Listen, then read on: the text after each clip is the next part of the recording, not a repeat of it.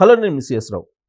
సాధారణంగా అభివృద్ధి చెందినటువంటి దేశాల్లో ఏవైతే విధానాలు అమలవుతున్నాయో ఆ విధానాలని మిగిలినటువంటి దేశాలు, అభివృద్ధి చెందుతున్నటువంటి దేశాలు కానీ, వెనుకబడినటువంటి దేశాలు కానీ అనుసరిస్తూ ఉంటాయి. ఇప్పుడు అమెరికాలో ఎలాంటి విధానాలను అమలు చేస్తూ ఉన్నారు క్రైసిస్ వచ్చినప్పుడు? అలాంటి విధానాలు ఖచ్చితంగా అమలు చేయాలని చెప్పేసి మిగిలినటువంటి దేశాలు కూడా అనుకుంటూ ఉంటాయి, సహజంగా అనుకుంటాయి. ఎందుకంటే అడ్వాన్స్డ్ కంట్రీస్ని ఫాలో అవుతుంటారు ఎప్పుడైనా సరే. సహజంగా మనం బాగా చదివేటువంటి పిల్లలు ఉంటే కనుక వాళ్ళని అనుసరించండి అని చెప్పి పెద్దలు కూడా చెప్తుంటారు వెనకబడినటువంటి పిల్లలకి చదువులో. అలాగే అభివృద్ధి చెందినటువంటి దేశంగా, ప్రజాస్వామ్య దేశంగా అతిపెద్ద మార్గదర్శిగా ఇప్పుడు అమెరికా కనిపిస్తుంది ప్రపంచ దేశాలకు. ప్రపంచ పెద్దన్నగా కూడా అమెరికాని ప్రస్తావిస్తూ ఉంటారు అనేక సందర్భాల్లో. కాబట్టి ఇప్పుడు అమెరికాలో ఏం జరుగుతుంది, ఇప్పుడున్నటువంటి సిచ్యువేషన్లో అమెరికా క్రైసిస్ నుంచి ఏ విధంగా బయటపడాలని ప్రయత్నం చేస్తుంది అనేది అందరూ ఎక్కువగా అటువైపు చూస్తున్నారు. కారణం ఏంటంటే ఇటీవల కాలంలో జరిగినటువంటి ఎన్నికల్లో ట్రంప్ గెలవడం జరిగింది. ప్రస్తుతం ఆయన ఎలక్ట్ ప్రెసిడెంట్ అమెరికాకి. 20వ తారీఖున ప్రమాణ స్వీకారం చేయబోతున్నారు, జనవరి. ఈ లోపుగానే అమెరికాని ఏ విధంగా నెంబర్ 1 చేయాలి, అమెరికా ఫస్ట్ కాన్సెప్ట్ని ఏ విధంగా తీసుకెళ్ళాలి, దీని మీద కసరత్తు చేస్తూ ఉన్నారు ఆయన టీం కూడా. ఆయన టీంలో ప్రత్యేకించి ఎలన్ మాస్క్, రామస్వామి ఇలాంటి వాళ్ళు ఉన్నారు, తులసి గబ్బార్డ్ ఇలాంటి వాళ్ళు ఉన్నారు.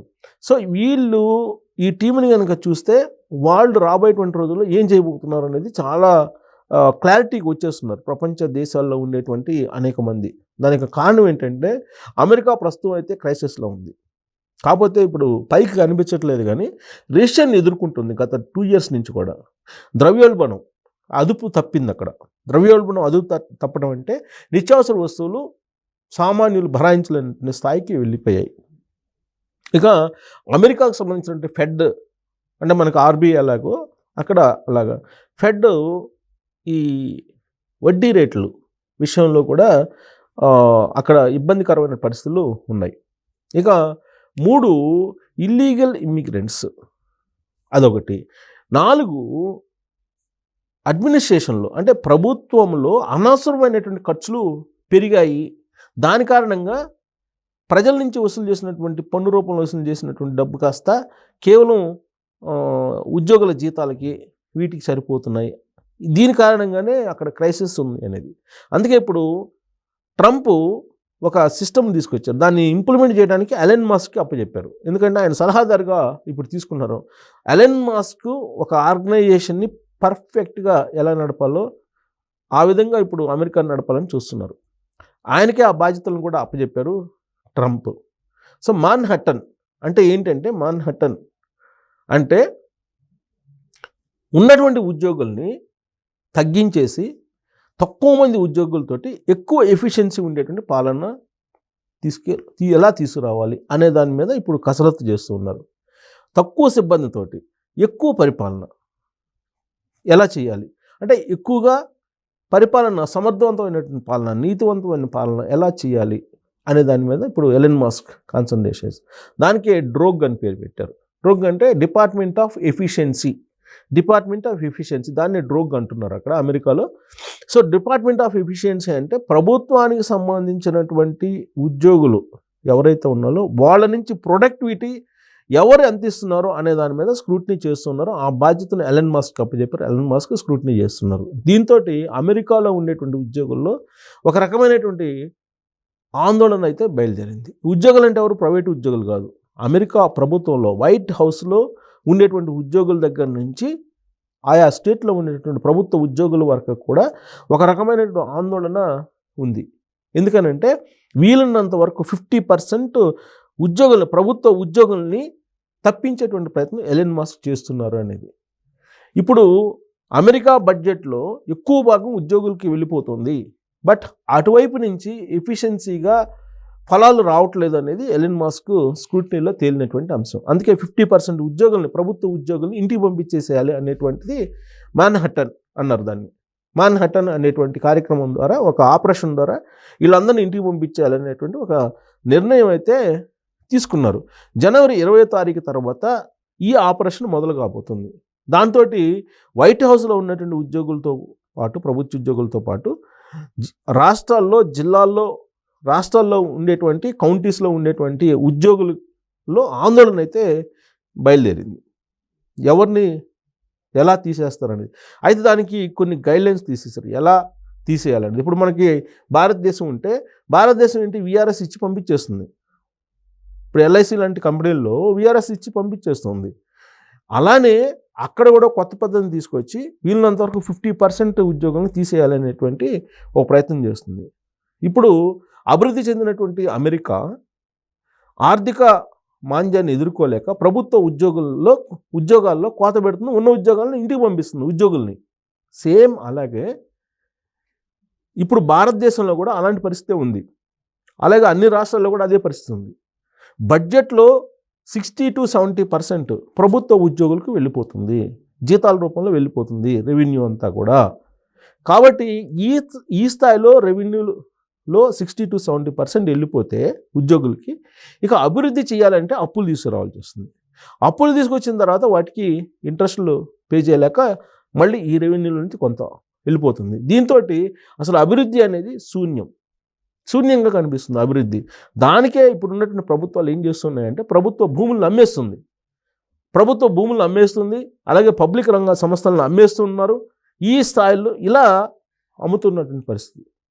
ఇప్పుడు వాస్తవంగా ఏదైనా ఒక కంపెనీ ఉంటే కనుక ఆ కంపెనీ ప్రాఫిట్స్ రావాలి. ప్రాఫిట్స్ రాకపోతే ఏం చేయాలి? ప్రాఫిట్స్ వచ్చే మార్గాల్ని చూసుకోవాలి. ఆ మార్గాలన్నీ మూసుకుపోయినప్పుడు ఉన్నటువంటి కాస్ట్ కటింగ్ అంటారు, ఈ కాస్ట్ కటింగ్ పెడుతూ ఉంటారు. ఇది బిజినెస్ లా.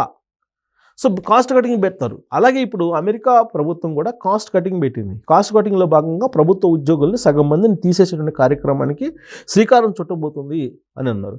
సో దాన్నే ఇప్పుడు భారతదేశానికి కనుక ఇంప్లిమెంట్ చేస్తే, లేదా ఆయా రాష్ట్రాలకు ఇంప్లిమెంట్ చేస్తే, ప్రత్యేకించి తెలుగు రాష్ట్రాలకు కనుక ఇంప్లిమెంట్ చేస్తే ఖచ్చితంగా ఆయా రాష్ట్ర ప్రభుత్వాలు కానీ లేదా భారతదేశం కానీ ఈ బడ్డన్ నుంచి బయటపడేటువంటి అవకాశం ఉంది. కారణం ఏంటంటే ఇప్పుడు టెక్నాలజీ పెరిగింది, ఇంతమంది ఉద్యోగులు అవసరం లేదు. వాస్తవంగా ఉద్యోగుల సంఖ్య పెరిగింది, ఉద్యోగుల జీతాలు పెరిగినాయి.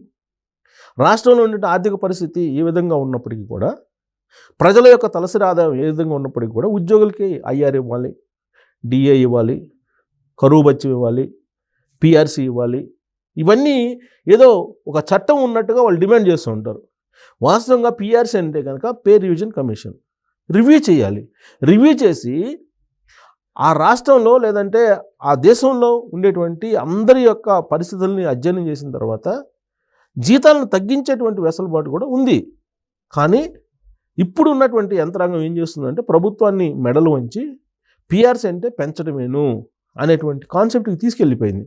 పైగా వీళ్ళు ఓల్డ్ పెన్షన్ విధానాన్ని ఓపీఎస్ని డిమాండ్ చేస్తున్నారు. కొన్ని రాష్ట్రాలు ఓపీఎస్ ఇచ్చేసినాయి, దాంతో ఆ రాష్ట్రాలు ఆర్థికంగా చితికిపోయినాయి, మళ్ళీ కోలుకునే పరిస్థితి కూడా లేదు. సేమ్ అదే పరిస్థితుల్లో తెలంగాణ కానీ ఆంధ్రప్రదేశ్ కానీ భారతదేశం కూడా ఉంది. సో అందుకే అమెరికా ఏదైతే మాన్హాటన్ ఆపరేషన్కి స్టార్ట్ చేయబోతుందో ట్రంప్ది, భారతదేశం కూడా అదే రాబోయే రోజుల్లో చేసే అవకాశం ఉంది అని మనం భావించడం వస్తుంది. కారణం ఏంటంటే ట్రంప్ నరేంద్ర మోడీ గారికి అత్యంత సన్నిహితమైనటువంటి మిత్రుడు. పరిపాలనలో ఇద్దరు పరస్పరం షేర్ చేసుకునే అవకాశం ఉంది.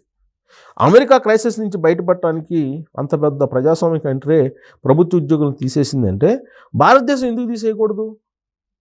భారతదేశంలో ఉండేటువంటి సామాన్యుల యొక్క ఇన్కమ్ ఎంత, ఉద్యోగస్తులకు ఇస్తుంది ఎంత, పోనీ ఉద్యోగస్తులు ఎఫిషియన్సీగా పనిచేస్తున్నారా?